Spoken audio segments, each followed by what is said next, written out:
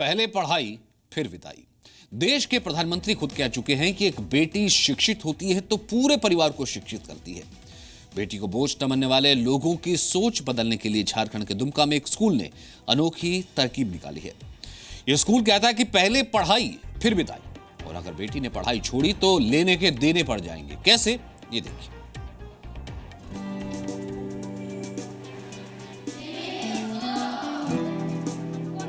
झारखंड के दुमका के स्कूल में लड़कियों की अटेंडेंस फुल है। अब यहाँ किसी भी बेटी की पढ़ाई बीच में नहीं छूटती। दूर दूर के इलाकों से यहाँ बेटियां हर रोज आती हैं और मन लगाकर पढ़ाई भी करती हैं। ये चमत्कार हुआ स्कूल प्रशासन के एक फैसले के बदौलत। पहले पढ़ाई फिर विदाई। जी हाँ, ये है वो जादू की छड़ी जो स्कूल प्रशासन ने अभिभावकों पर घुमाई है। जब समझाने बुझाने से काम नहीं चला तो दुमका के कस्तूरबा स्कूल ने ये आइडिया निकाला। सरकारी स्कूल का ये आइडिया आज सुपरहिट है। अब यहाँ कोई भी बेटी स्कूल बीच में नहीं छोड़ती। पता चलता था कि बच्चियों की शादी हो रही है, 9th में भी शादी कर दी जाती है, 10th में शादी कर दी जाती है, लेकिन हम लोग कुछ कर नहीं पाते हैं। और इसलिए हम लोगों ने ये कड़ा निर्णय लिया, कड़ा कदम उठाया कि अगर बच्चियों की शादी पहले पढ़ाई के बीच में ही अगर कर दी जाती है तो उस दौरान जितने भी खर्च हुए हैं उनकी भरपाई गार्जियनों से की जाएगी। इस सरकारी स्कूल में छात्राओं को बहुत सी सुविधाएं दी जाती हैं, खेलकूद से लेकर अत्याधुनिक जिम तक। साथ ही पढ़ाई भी मुफ्त है, यानी पढ़ाई का सारा खर्च सरकार उठाती है। बावजूद इसके इन बच्चियों को पढ़ाई बीच में ही छोड़नी पड़ती थी। स्कूल प्रशासन को लगातार शिकायतें मिलती थी कि अभिभावक बच्चियों का बाल विवाह करा देते हैं, यानी पढ़ाई को नहीं शादी को प्राथमिकता देने की सोच बदलना स्कूल के लिए बड़ी चुनौती थी। मैं यहाँ आके बहुत खुश हूँ और वहाँ बाहर में हमेशा देखती हूँ कि हमेशा बाल विवाह होता है और बाल विवाह से हमें पता चलता है कि बाल विवाह में बहुत छोटी में ही मतलब माँ बन जाती है, जिससे उसका शरीर बहुत कमजोर होता है। इससे बहुत सारे मतलब लड़कियों की मृत्यु हो जाती है। जब प्यार से समझाकर काम नहीं चला तो स्कूल ने अभिभावकों के सामने एक शर्त रख दी। शर्त ये कि अगर बीच में पढ़ाई छुड़वाकर बेटी का ब्याह किया तो अब तक बच्ची की पढ़ाई पर खर्च हुई पूरी रकम स्कूल को लौटानी होगी। यानी बेटी की शादी का खर्च और पढ़ाई पर खर्च हुए पैसों का हिसाब किताब एक साथ होगा। इस दोहरे खर्च से बचने के लिए बच्चों को स्कूल भेजना ही एकमात्र रास्ता था।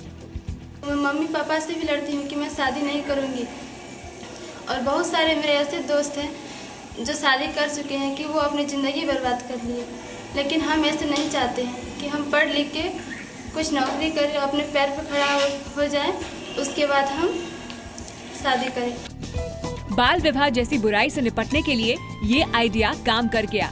आज क्लास में इन बेटियों को सिखाया जाता है कि वो अपने माँ बाप को शिक्षित करें, बाल विवाह से होने वाले नुकसान के बारे में अपने इलाके के लोगों को बताएं। सबसे पहले हम लोग बच्चा को समझाते हैं कि शादी इतना कम उम्र में नहीं होना चाहिए। कम से कम बच्चा को शादी का उम्र 18 साल होना चाहिए, और गार्जियन को भी समझाते हैं कि इतना कम उम्र में बच्चा को शादी नहीं देना चाहिए, और उसके जो दुष्परिणाम है गार्जियन और बच्चा दोनों को अवगत करवाते हैं। स्कूल में लगभग 400 छात्राएं पढ़ती हैं। मानसिक विकास के साथ साथ इन बच्चियों के शारीरिक विकास का भी यहाँ ख्याल रखा जाता है। स्कूल में नामांकन के साथ ही अभिभावकों को शपथ पत्र भरना होता है, जिसमें लिखा होता है कि वो अपनी बेटी की कम उम्र में शादी नहीं करेंगे।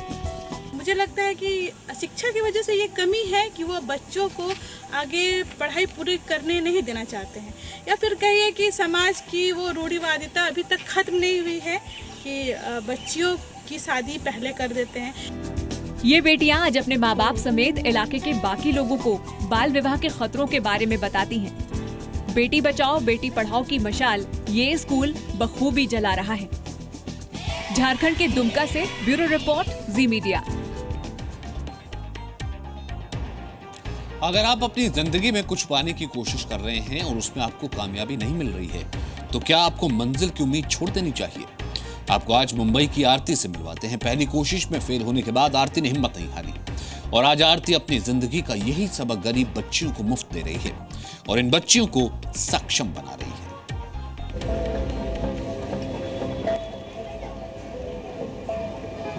मुंबई के मुलुंड का स्लम इलाका। हर रोज घड़ी में शाम के 5 बजते ही ये छोटी छोटी बच्चियां सारे काम छोड़कर घर से निकल पड़ती हैं।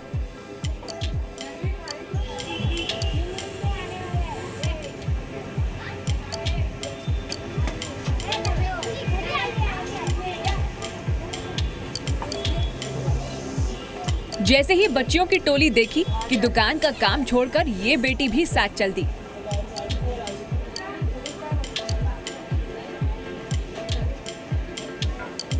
हर उम्र की ये बेटियां आरती का हाथ थामे अपनी किस्मत बदलने निकली हैं।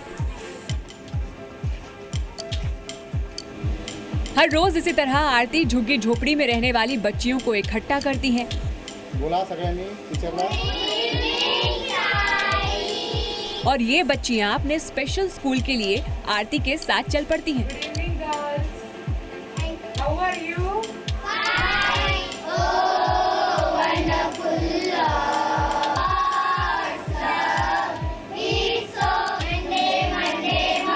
आरती पहले से 8वीं तक की बच्चियों को पढ़ाती हैं। आरती ने साल 2008 में इन बच्चों को पढ़ाना शुरू किया था। तब से बिना रुके आरती शिक्षा की ये मशाल जला रही है। आरती ने इसके लिए सखी फॉर गर्ल्स एजुकेशन नाम की संस्था बनाई। इस ऑर्गेनाइजेशन का मकसद लड़कियों को अच्छी शिक्षा देना है।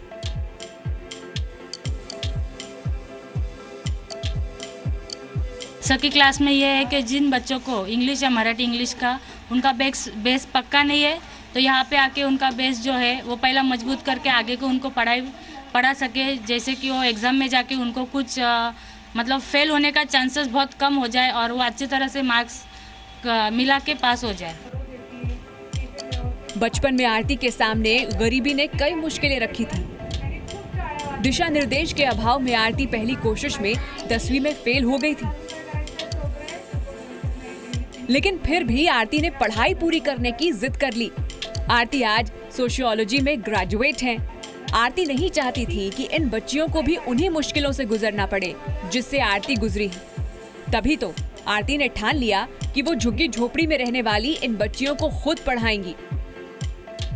आज के जमाने के साथ चलना, खुद को किसी से भी कम नहीं समझना, आज आरती इन बेटियों को सिखा रही हैं।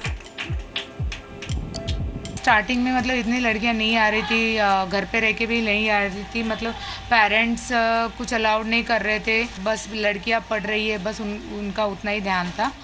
फिर मैंने 5 लड़कियों से शुरुआत की और अभी मेरे पास मतलब मैं अबव रीच 300 के आगे लड़कियों तक मैं पहुंच गई हूँ इन 9 सालों में।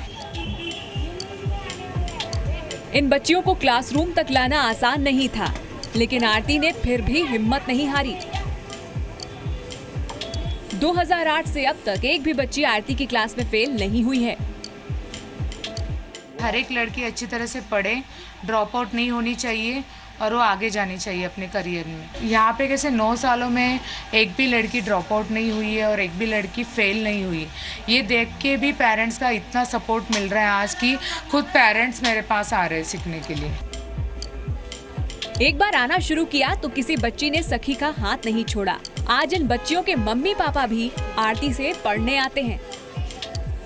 आज इन बच्चियों की आंखों में बेहतर कल के सपने हैं। पढ़ाई की जो राह आरती ने इन्हें दिखाई है, उस पर चलकर ये बड़ा नाम कमाना चाहती हैं।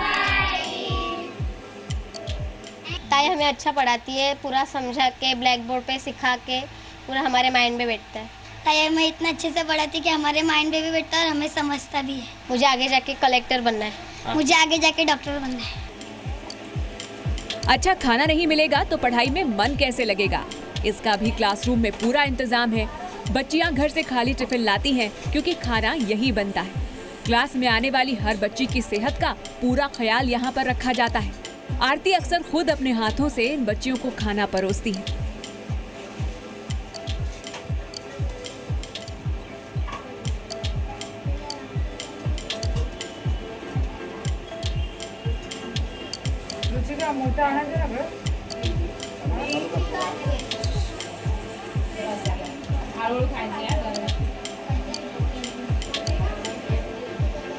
अब ये देखिए, इस क्लासरूम में मनी बैंक भी है।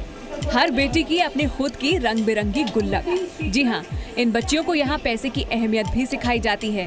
पैसे बचाने का ये पाठ इनके बेहतर कल के लिए बेहद जरूरी है।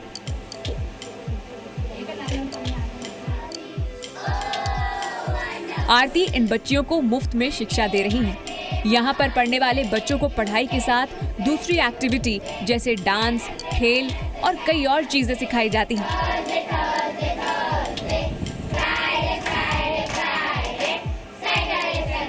गरीबी कभी आपके सपनों के आड़े नहीं आ सकती। आरती से ये सबक सीखकर ये बच्चियां सपने देखना सीख रही हैं। मुंबई से प्रतीक मिश्रा के साथ ब्यूरो रिपोर्ट, जी मीडिया।